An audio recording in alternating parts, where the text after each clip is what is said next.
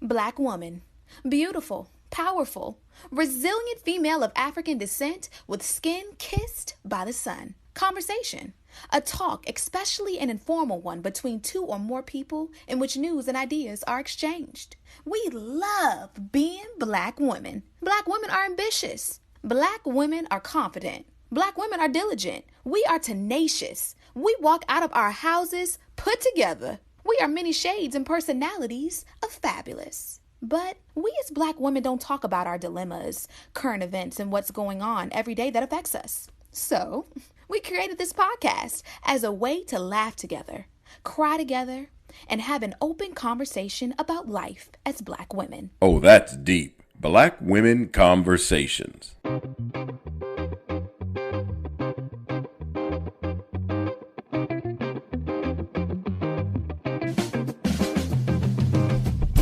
Hey, Nicole. Hey, Janine. How's your week been? The week has been pretty good. I worked all week, but it was a lighter week because I wasn't on call. And then I went to Cancun. Well, no, we didn't go to Cancun. We went to Playa del Carmen, but we flew into Cancun, my husband and I. And that was our little mini vacay for the weekend. That's exciting. Okay, where did you go again?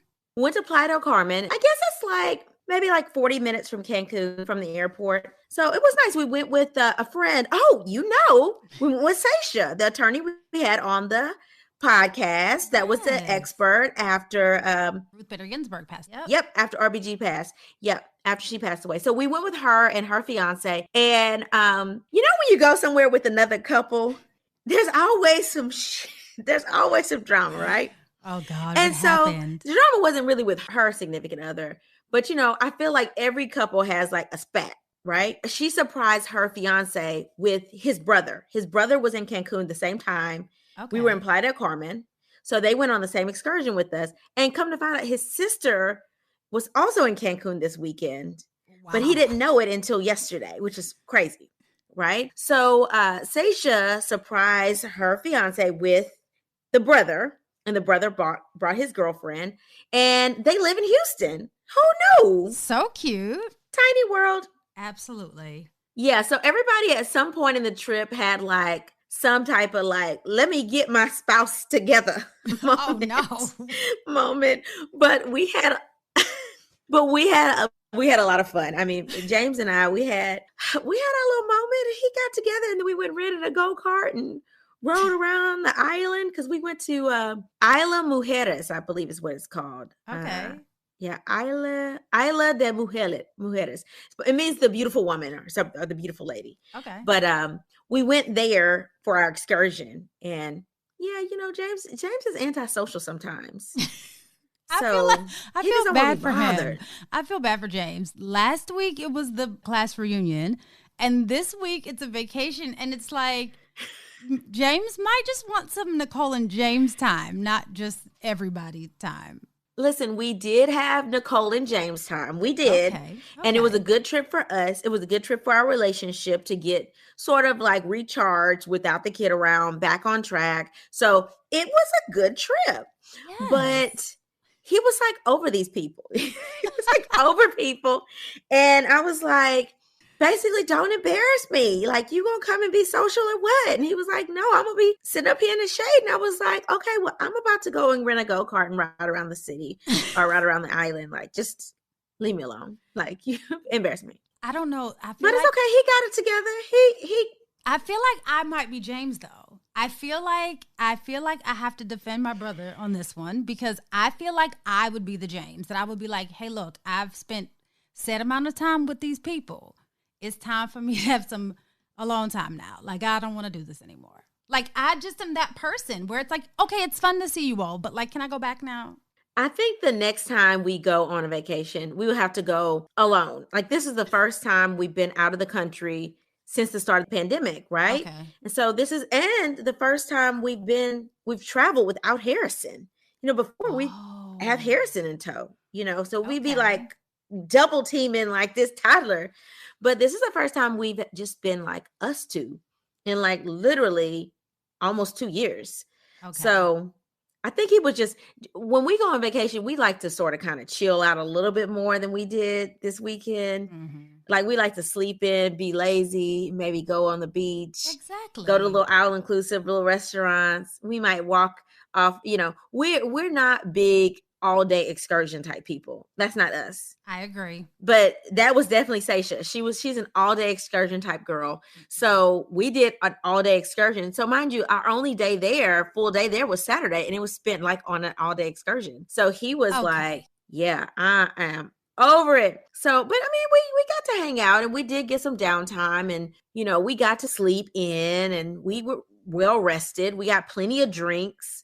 So yeah, we had fun. Here's the thing. I think that it sounds like fun, but I think that you needed to have gone a little bit longer so that you could have some excursions and some downtime, because that sounds intense, that your one full day there was all excursion. That's a lot.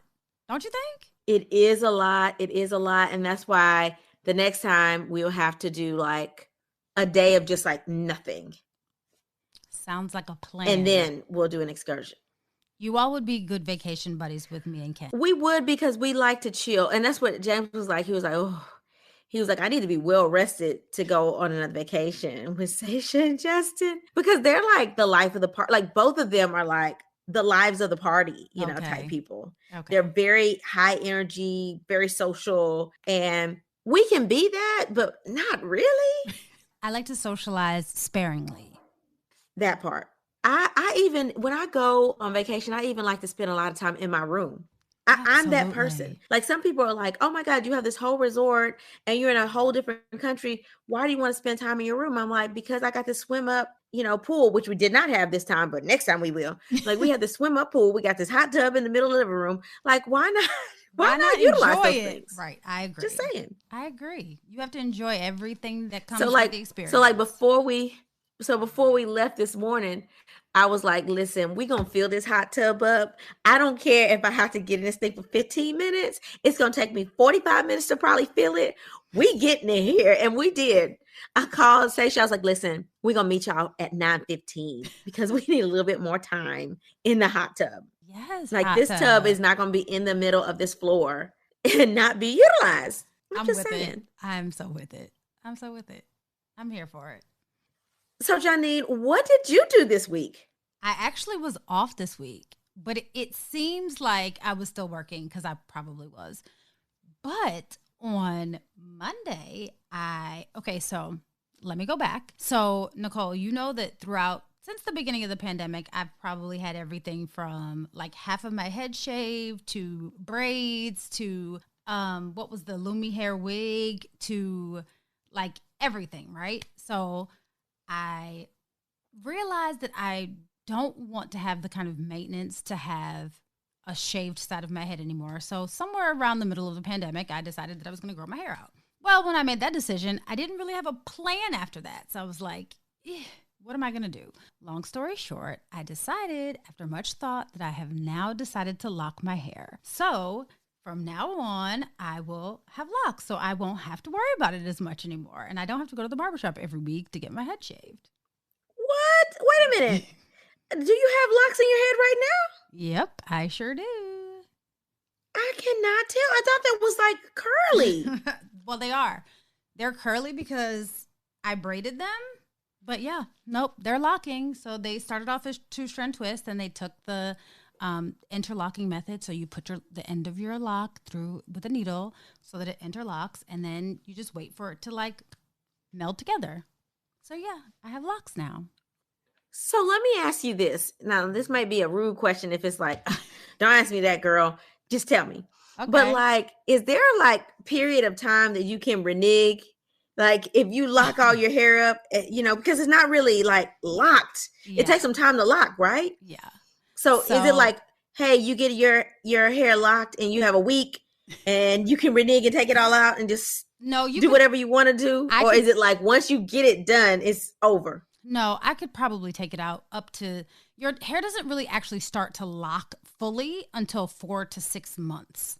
So I could probably take it out, like get it combed out at 4 months. But some people have like full on locks and comb their locks out. Like I've seen people comb out their locks that they've had for years. It really just depends on the texture of your hair. But for me, I made the decision because like everyone always asks like, well, what happens if you change your mind and you don't want them, right? Well, before this, I was trying to grow my hair out, so I couldn't really wear it in any particular style. And before that, the side of my head was shaved. So if worse come to worse, like I would just let my hair grow out until, you know, it probably looked a little unreasonable, like I needed to get a retie, and then cut it. Like I'm not unfamiliar with having short hair, so you know, if I decide to start over, that's just a start. You know, I just have short hair again. I love it.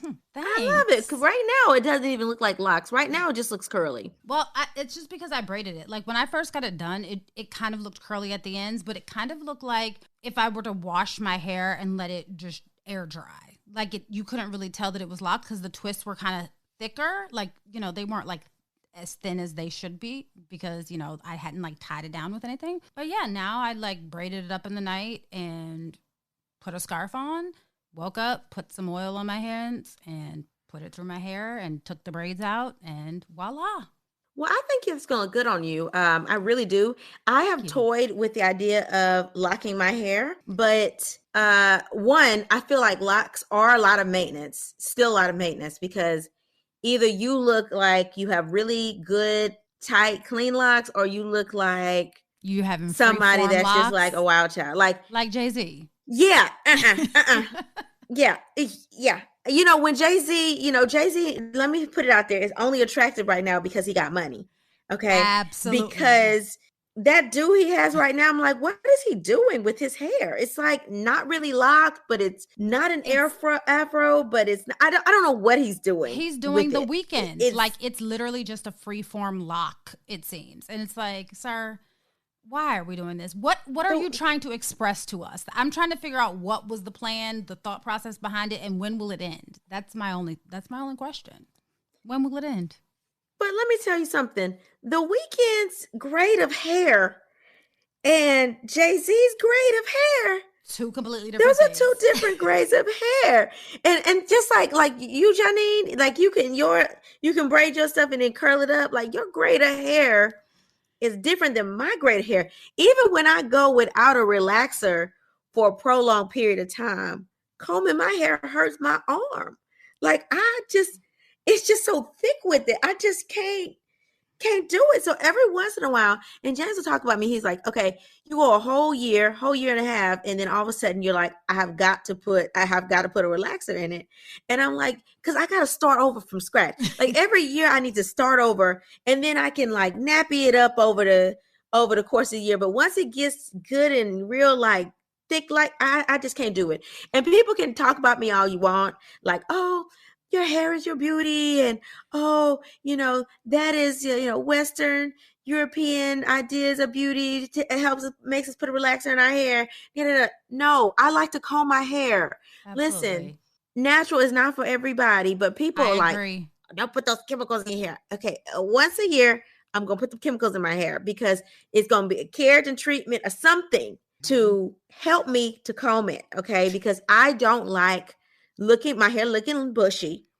I don't like my hair frizzed, and I want to comb my hair. And I feel like as women, we need to do a whole show on this because as women, we judge each other by our hair, and we also judge whether people are natural or processed or whether they wear extensions. Like people have something to say about everybody. Oh my God, I mean, she's cute, but she has extensions. That's not her hair. Like, why are you hating? Why are you hating? Matter. If it looks good on you, wear it. Struggle. Exactly. We're all going through the same struggle. However we master that struggle, whether it's a wig, shaving your head, putting relaxer in your hair, or going natural. Like you and I have had this conversation before.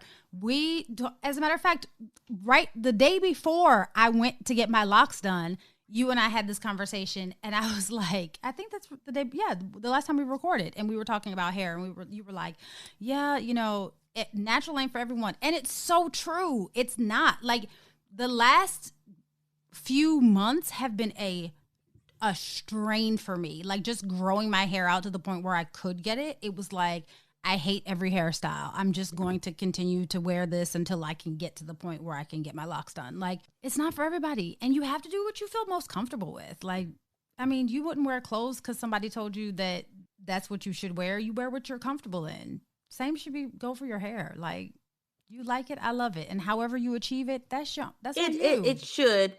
It should, but people are so hypocritical about hair. It just doesn't make any sense. But I will say this, if I ever go natural, like for real, like don't put a relaxer in it once a year, no keratin treatment, no nothing, it would be locks. And that's the only way I feel like I could manageably, because I'm telling you, you watch all these YouTube videos and they're nice styles, but like the twist outs and stuff like that. Girl. I'm not doing that for an hour. I'm not twisting my hair at night. No, that just takes too much time. And then you twist it out and you're like, don't touch it. You're like, right. No, I ain't doing that. And see, that's the thing. That's the reason why I went with locks specifically, is because yes, they might be a little bit more maintenance, but it's somebody else that has to do it. I'm not about to sit here and maintain each individual one of my locks, right? True. Someone else's responsibility is going to be for me to lock my hair. And I don't have to see that person for 4 to 6 weeks. So it's not like going to the hairdresser every 2 weeks, right? Or going to the barber every week. I only have to 4 to 6 weeks. I could go a month before I have to see them again. And it's like, it's another part of it that it's probably irrelevant to most, but like, a lot of the stuff that I put in my hair, my skin is so sensitive. It's like making me all like itchy or like break out, or my scalp is dry, or this, that, and the third, just because I'm trying to put product in to maintain my hair. So my thought process is like, let it go back to its natural state where I don't have to put a lot of product in. I can just put some like natural oils and some, moisture, and that's it. Like, I'm not stripping my scalp or allowing product to get on my skin. So, I mean, look, do what's best for you. Everyone has their own thing. But like, my thing was like, hey, why not try it? I hadn't tried it before. And I'm like, if worst case scenario, I hate it in a year, I just go back to having a short haircut. Yeah, cut it off. Yeah. But I think it's going to look good on you. I mean, your haircut now looks very good on you. Thank you. I appreciate that. All right, Janine. So what is on your timeline this week? It's ironic that we're recording on Halloween, and the first line that I had written down is, it's really getting scary outside. But honestly, all jokes aside, it is terrifying right now to go outside. It seems that like after the pandemic, when everyone was stuck in the house for a year or two, depending on how long you decided to stay in, it's like when they came out, they just weren't quite the same. It's almost like every time you turn on the news, you hear about crime. And I know that our parents probably said that when we were young, but literally every time you turn on the news, open your phone, Facebook, Instagram, TikTok, whatever, you hear about some weird, strange crime or craziness. And it really is almost scary to go outside the house, honestly. But recently, it seems that it's just as scary to be in the house. So as a woman, you, Nicole, know that it's a bit intimidating to be alone at any time, right? No matter where you are. If you're outside the house, you're in the car, at home by yourself, it's a little intimidating because you think of all of the possible ways that you could be hurt or harmed. And it sounds crazy and it sounds like we're being paranoid, but that's not really the case. There are really dangerous situations that we face, almost on a daily basis. It could be something as simple as us turning down an advance from a man that we're just not interested in, to something, as just like coming in your house late. Recently, there have been a couple of stories that have kind of illuminated the dangers I don't want to say Black women, but women, the dangers that women of color specifically have. Now, of course, I can't say that women of color are any more in danger than white women are. But what I can say, having lived all of my life as a Black woman, is that oftentimes if I say that I'm in danger, people just say like, oh, you're strong, or oh, you're fine, or oh, you're being paranoid. Whereas if my white counterparts were to say that they're in danger, oh my God, let's figure out, damsel in distress, we must help, right? So that's not really what I'd like to shine a light on, but these stories will help you kind of understand a little bit more of what I'm saying. So the first story came out of New York, and I feel like it came out about a month ago. And it was this terrifying video that we kept seeing circulating where you see a woman running into her apartment, which I guess it was caught on the camera from the closed circuit camera from the apartment building. You see her running into her apartment. And as she's running into her apartment, she slams the door shut behind her. And seconds later, there's a man that runs to her apartment and tries to like bombard his way into the apartment. But she's like, slam and locks the door.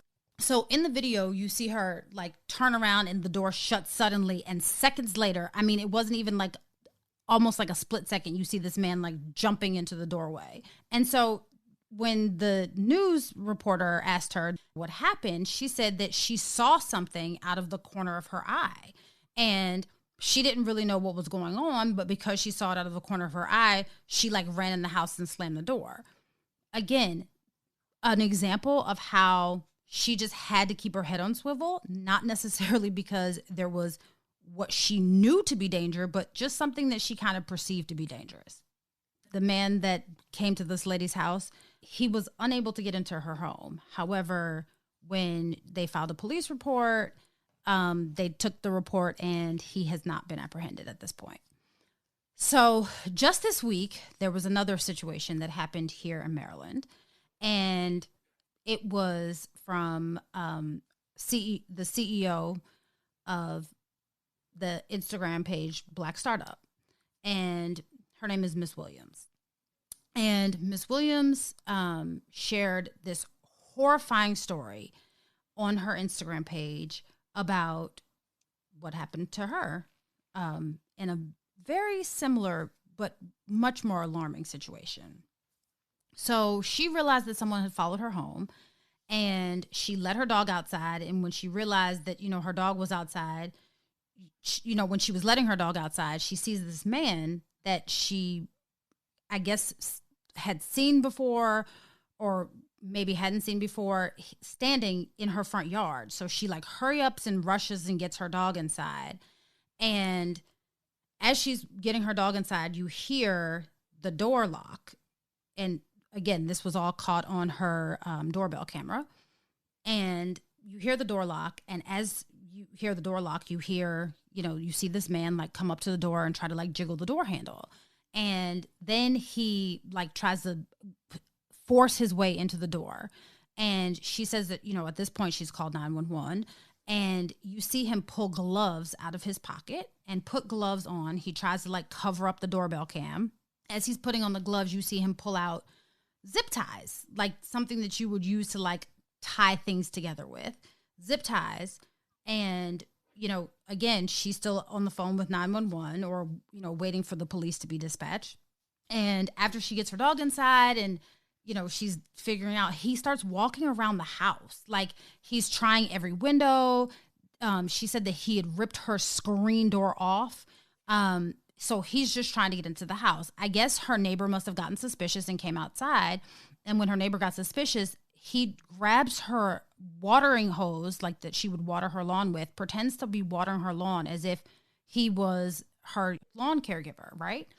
And he continues this. This goes on for 22 minutes, Nicole.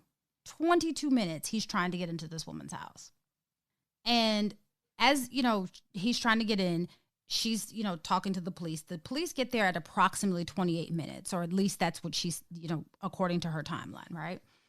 And by the time that the police get there, the guy is gone. Probably the scariest part of this whole thing is that the man that was trying to get into her house had no bag, or anything that would make it appear that he was trying to rob her.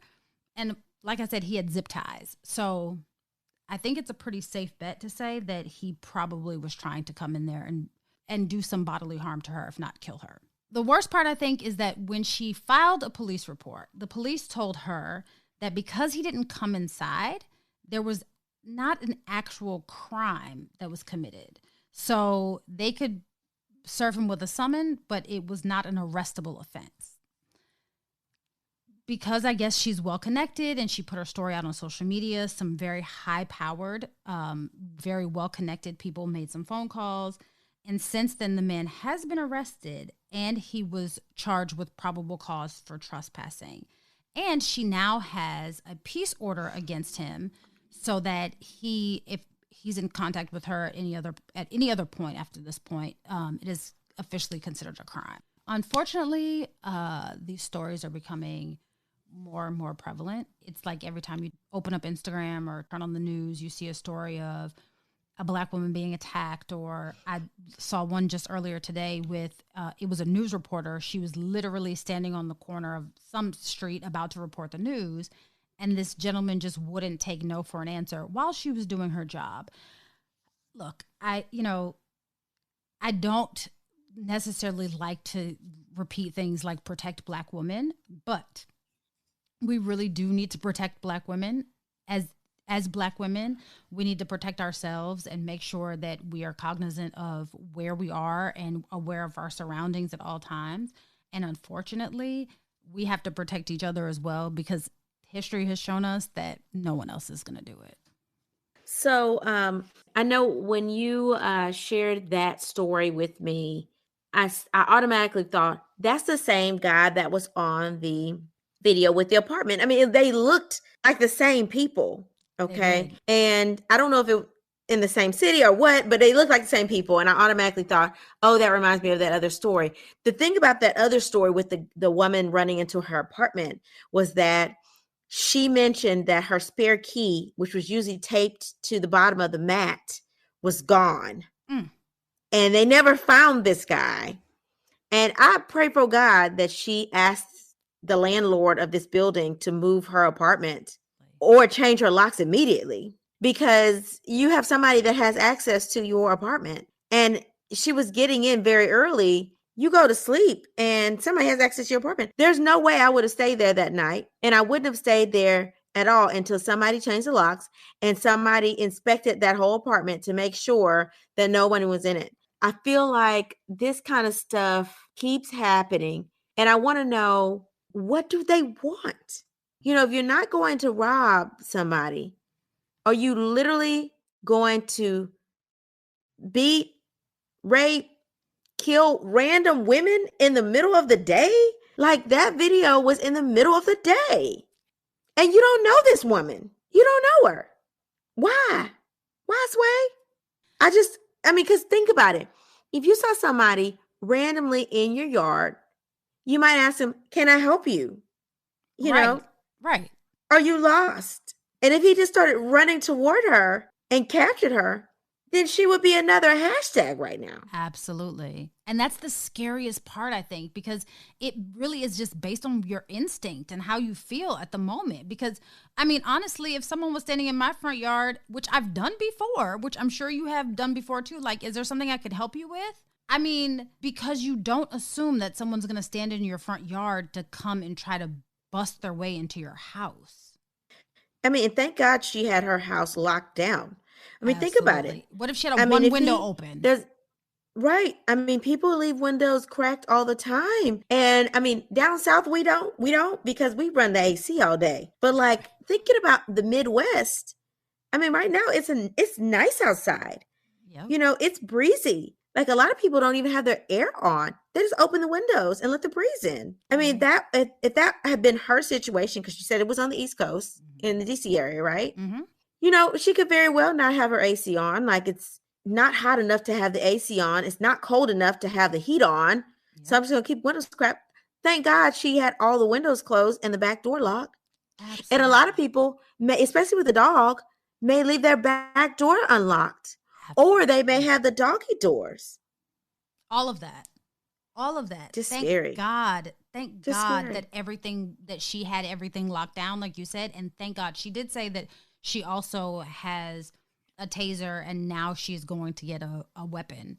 Because, I mean, honestly, it's scary. I mean, because literally the only thing between her and someone who clearly intended her some sort of harm, right, was a door or a window. I mean, it's baffling to me. And just to think, what if he had broken the window out? Right. And just to think, she lives in a home. We don't know, honestly, you know, if she lives alone or if she, you know, whatever. We don't know what her living situation. We know that she was alone at the time, right? But you can't just up and pack up your things and go away. And I'm sure that they can't hold him in jail for forever. She does have a peace order against him, which hopefully he will respect and hope that he doesn't want to go to prison forever. But Jesus, like literally a piece of paper is what's keeping her safe right now. I'm sorry, my house would go on the market. My house would go on the market. You and me both. I would be living with somebody right now. You and me both. It's a seller's market right now. I put that bad boy in the market so fast. It's not worth my life. At all. Or at least, live in a hotel or something in the meantime. I mean, oh, Jesus, I can't even imagine. I don't know. I mean, pray her strength, but like, I could not imagine what that has to be like. Can't imagine. Yeah, me either. But I wish somebody would roll up in here. Let me tell you something. We packing up in here. I was about to say. We packing up in here. Listen, come in here, you get this is an open carry state. I was about to say. Right. You it's an open carry state. You come in here if you want to. Look, we are not condoning any weapons. We do think that people should do what they feel is best for their family. And as for me and my house, walk up in here, you getting some hot lead. Absolutely. Girl, we got a couple. And my husband, I get mad at him because, we just had this conversation on the way from the airport because I opened the glove compartment and I'm like, there's a gun here. I'm like, is it loaded? He was like, listen, in my gun safety classes, I was always taught, always have one in the barrel. Absolutely. And don't have your gun on safety. So because the time it takes for you to load and take it off safety, you didn't got shot. Absolutely. So he was like, I keep it on me. It's loaded. I have one in the barrel and it's not on safety. So he was like, if I lock it up, yeah, I put it on safety then and it's locked up. But if he's leaving the house, it's on him. Roll up if you want to. Amen. Pull up. Pull up. Now that story hasn't pissed us all off, let's go ahead and talk through some of these letters from our listeners. Why don't we? Let's do it. All right. So the first letter says, Dear Nicole and Janine, my daughter is 19 years old and she lives alone in an apartment in Riley. We're from Alabama, but she's there for college. Her friend Keisha had a guy named Charlie. Now follow us here. Follow because we got to follow this. Charlie. Her friend Keisha had a guy named Charlie follow her home a few months ago. Keisha said she knew Charlie from school and he was flirting, but my daughter didn't think that was funny. Fast forward, with Charlie's persistence, Keisha is now dating Charlie, who seems really controlling. Charlie's friend David likes my daughter, and he seems to be doing the same thing Charlie did to Keisha to my daughter.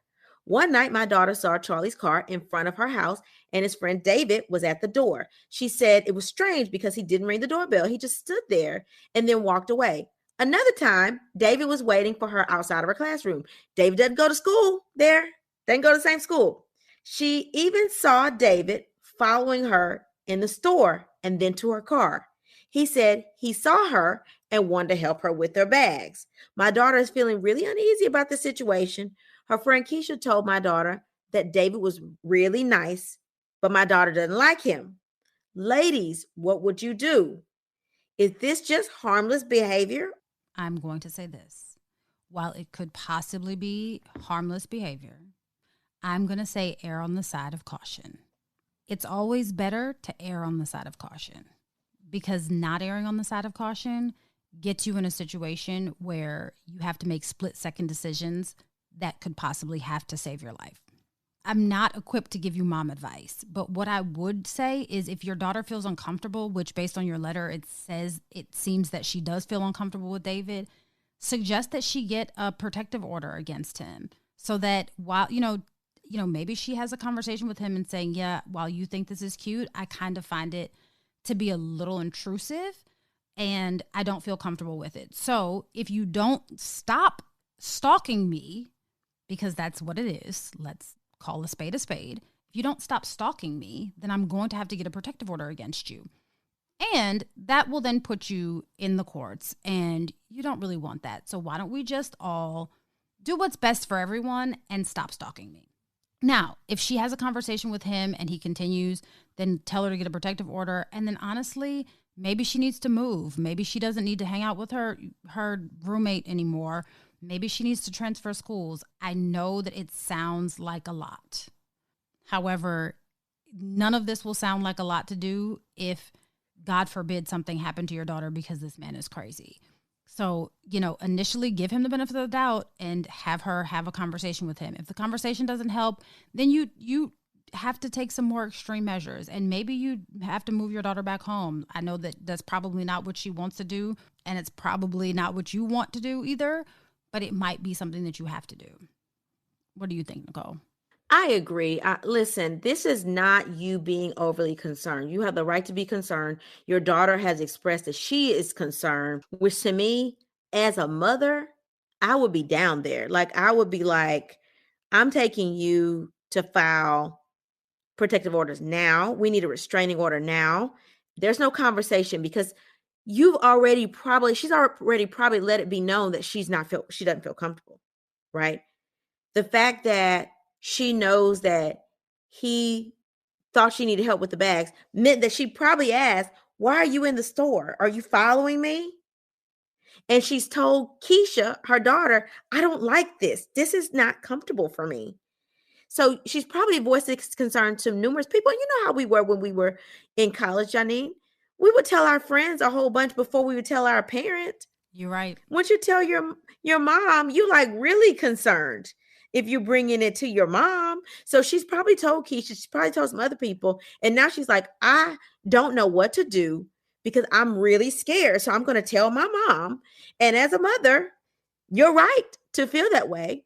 You're right to feel like he's out of line. And so what I would do if I had the means, if you have the means, I would go down there.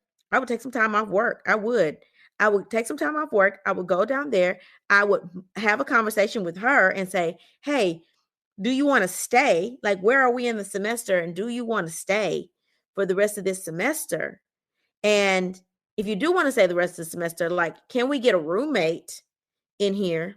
Or can we move your apartment and maybe you get out of your lease? I would have there's some reason parents can get people out their leases, okay? I would have a conversation with the landlord and say, listen, this is a situation. My daughter's filed a restraining order for her safety. Can we negotiate some rate to get her out of her lease? I would pay her out of her lease, and then I would move her in. I would even move her on campus into the dorm, or move her in with somebody else, a roommate that she finds, because you can find a roommate. Move her with a roommate. So that way somebody's always around. Okay. And that's if she wanted to stay there. If she didn't feel comfortable staying there, then I would allow her to transfer somewhere close. University of Alabama got real good school. Roll Tide. Okay. Absolutely. Roll Tide. I'll move her back home. But I would get a restraining order regardless, because stalkers are serious. They will find you. I would also privatize her social media. So if you're TikToking and all this, TikTok don't stop. Needs to stop now, okay? Because you don't want to move schools and then all of a sudden you on TikTok and all this stuff like that, and he knows exactly where you are and who you hang with. And next time you see him, he's behind some tree down there in Tuscaloosa. Yeah, no, we don't need that. So she needs to come off of social media for a while, or privatize her accounts. Make sure that she's not sharing her whereabouts with everyone, but do make sure that she's sharing where she is with you and someone else she trusts, just in case she is in imminent danger. But this is something serious. Stalking is serious, and people make light of it, right? Like, they're like, oh, you got a stalker. Like, y'all, that's some serious stuff. Like, stalkers, like, literally are obsessed with people. These are people that are dangerous. They will do anything to be around a person, especially if this person is having a life without them and getting in a relationship without them. This can become very, very dangerous. So I think you need to take some steps to make sure she's not in a situation where she's alone, and not in a situation where she can be easily accessed by this person. So that may be moving her home. And I know people are like, she shouldn't have to give up her life because of this stalker. Listen, this stalker might take her life. Okay. So we need to be very, very safe when it comes to this. I agree. My letter says, ladies, I don't know what to do, or if I'm just being paranoid. I need your help. I just moved to Atlanta for work. This is my first time living alone. I live in a decent neighborhood, but there are just a few things that make me uneasy. I often have to come home late due to work. And I've noticed that there are a group of guys that often hang around the concierge desk. So I stopped getting home as late when possible. Recently, one of the concierges that works during the daytime at my complex asked me out on a date. I politely declined. When I came home the next day, I had a card from him under my door. It was another invitation for a date along with a poem. While I thought it was sweet, I was a bit creeped out because I realized that he has access to my personal information. I don't want to get the brother fired. I'm also very uncomfortable. Should I be worried or am I tripping? This one's a little bit different, right? Because she, this guy works there, right? He has some friends hanging out. He's feeling her. And he's like, you know what? I'm going to ask her out, right? She says no. No, that's okay. This is sweet now. And so he's probably thinking, I need to be persistent. I need to woo her, So he tries to woo her with a poem, right? Stick it under the door. So this is the thing for me. I would tell him, listen, you're a nice guy and all, but I am not at a place where I want to entertain you. And, it doesn't need to be you're in a relationship, you're not in a relationship. I'm not in a place where I want to entertain you right now. Nothing about you, but I have a lot going on. And you don't really owe him any further explanation than that. And then I would politely tell him, I feel very uncomfortable with you putting things under my door. So can you please stop that? I would be very direct and say, I don't feel comfortable with you putting things under my door. And if you put something under my door again, I'm going to have to report you. Then I would make sure that I have camera access. I would make sure I had a really good security system. And if he accessed if he came even walking around your door. And so this is a situation where you don't know if this is just, is he really just into you or is he somebody that's stalking? The line was crossed when you came to my door because I didn't invite you up there. Okay. And so that's why some people don't understand that. So that's why I would be very direct and tell him, hey, listen, this is my space and I don't feel comfortable with you putting stuff under my door. And if you put something in my door, I'm not trying to be mean, but I'm going to have to report you because I'm pretty sure that this is not appropriate concierge service, right? I didn't ask you for help with my bag, so why are you at my door? And if you wanted to move, I would report that as the reason that I wanted to get out of my lease, and I would dare them to keep my first and last month's rent and my deposit. Because I would tell them, you don't want to be with a lawsuit for harassment because this is what your concierge person did. And now I don't feel comfortable. So now you need to let me out of my lease and you need to pay for my relocation to another apartment. I agree 100%. 100%. I don't feel like you're tripping because I feel like I would be anxious about this too. Because like Nicole said, I didn't invite you to my door. Your job is downstairs until someone calls you up. And not to be like elitist or stank about it. That's not it. It's about we always have to be cognizant of how things are making us feel, right? So if you feel uncomfortable about it, something called your intuition, which trust your intuition, girl, something is telling you that this isn't right. And because you are feeling uneasy, you need to do something about it just to make yourself feel easier.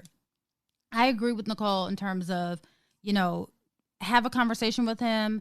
And if the conversation doesn't work, then yes, maybe you will have to report him. I understand you said you don't want to get a brother fired, but hey, it's not you getting him fired. It would be him getting himself fired because you did not ask for this. He put this upon you. Let's remember that. So don't feel guilty about it because we always want to look out for other people, but that's not our responsibility. Our responsibility is to protect ourselves. If you don't want to get him fired, here are some things that you can do. 1, have one of your male friends come over regularly. If you have a male friend, have one of your male friends, just, someone that you trust, even if it's not a friend, a family member, cousin, brother, somebody, give them a key and have them come and go without you. So he'll see that too, that they're going to your place and then sometimes show up together. And that way he doesn't know what's going on and he might just back up if he has some good sense because he doesn't know what's going on in the house and who he might be entertaining. Don't have any conversation with him about who it is, what their relation is to you. He don't need to know all that. It's flattering when people think that they want to have a conversation with you or that they think that you're cute and want to take you out. This is getting borderline scary, so we can't be flattered by this anymore, okay? Also, I don't know if your building allows you to have dogs, but get a dog. Honestly, get a dog. Dogs read humans better than sometimes we read ourselves, right? A dog will, one, protect you should someone intrude into your house. And I'm not talking a little dog. I'm talking like a big German Shepherd kind, pit bull kind of dog, Rottweiler kind of dog. Get that kind of dog if you are permitted to have it. Also, like Nicole said, get a ring, get a door jamb so that like you can see if someone's trying to get into your door, but they can't bust through your door. And then if all of this, if this is not satisfying you and making you feel easier about the situation, like Nicole said, report him. Just report him. All right, Janine. So what did you learn new this week? So I learned that tasers are legal in 45 states as well as Puerto Rico.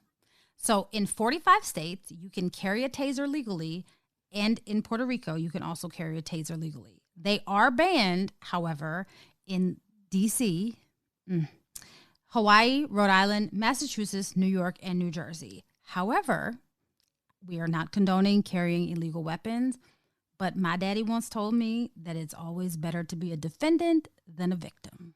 I like that. Your daddy is smart. So what I learned was that the average cost of self-defense classes is $45 a lesson, with the range being $30 to $80 a lesson. However, there is a free online course, and that free online course, which is quoted to be the best free online course, is SEPS, SEPS, self-defense course. And it says that this is a free online course that teaches you how to predict, identify, prevent, and avoid violence. So if you don't have the coins, at least go through the modules and teach yourself some self-defense tactics. Why don't you? Because we got to do whatever we need to do to stay safe. I like that. I'm going to go look it up because I haven't had self-defense classes in a while, so I feel like I need to brush up on some things. Absolutely. If you can afford it, also take an in-person self-defense class. It's well worth it. All right. Are we ready for the motivational moment? Yes, ma'am. Ladies, you have to look out for you and make sure you look out for your girlfriends too. Take steps to ensure your safety. Don't walk alone, especially not at night. Be cognizant of your surroundings. Carry mace, and don't be afraid to protect yourself at all costs. Until we meet again. Pray, work, slay. And show off your melanated excellence. Bye! Oh, That's Deep, Black Women Conversations is produced by Nicole Lee Plenty and Janine Brunson Johnson. Executive producer, Ken Johnson.